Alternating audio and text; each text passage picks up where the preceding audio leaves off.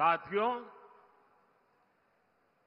कल मुंबई में शिवाजी मैदान में इंडिया अलायंस की तरफ से एक खुला ऐलान किया गया है। वो लोग हिंदू धर्म में समाहित शक्ति को समाप्त करना चाहते हैं। हिंदू शक्ति को समाप्त करने का उन्होंने बीड़ा उठाया है। हिंदू समाज जिसे शक्ति मानता है, उस शक्ति के विनाश का उन्होंने ऐलान कर दिया है। अगर शक्ति के विनाश का उनका ऐलान है, तो शक्ति की उपासना का हमारा भी ऐलान है। मैं जब सार्वजनिक जीवन में आया, जब मैंने अपने समय का पल पल और शरीर का कण कण लोगों की सेवा के लिए समर्पित करने का संकल्प लिया, तो मुझे इसी शक्ति ने ऊर्जा दी। आज भी मैं शक्ति की उपासना करता हूं। देश के कोटि कोटि लोग हिंदू धर्म की शक्ति के उपासक हैं। और मैं तो हैरान हूं, कल शिवाजी पार्क में शक्ति के विनाश का ऐलान हो रहा है।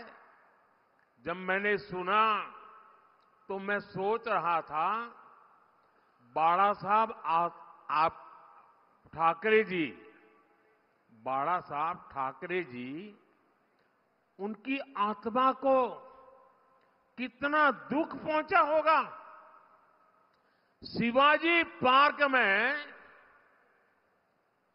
शक्ति का विनाश करने का ऐलान किया जाए,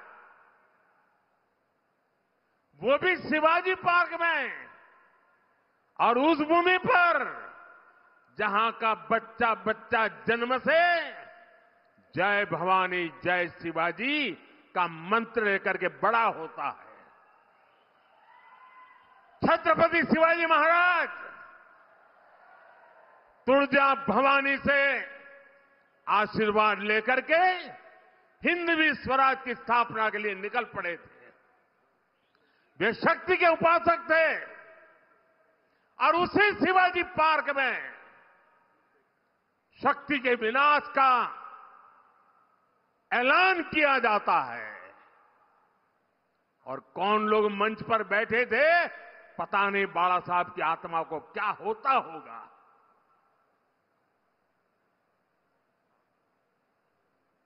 शक्ति का विनाश करने की सोच, साथियों, मेरे लिए देश की नारी भी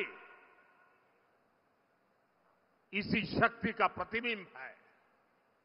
इसलिए हमारी सरकार की योजनाओं में सबसे ज्यादा प्राथमिकता नारी शक्ति को दी जाती है। आजादी के बाद आज तक किसी सरकार ने नारी शक्ति पर इतना बल नहीं दिया जितना हमारी सरकार ने दिया है। और इसलिए ही जब चंद्रयान वहां पहुंचा जहां कोई नहीं पहुंचा था, तो हमने उस स्थान को शिव शक्ति पॉइंट का नाम दिया। कई पॉलिटिकल जानकार कहते रहे हैं कि नारी शक्ति मोदी की साइलेंट वोटर है, लेकिन मेरे लिए देश की नारी शक्ति वोटर नहीं, बल्कि मां शक्ति स्वरूपा है।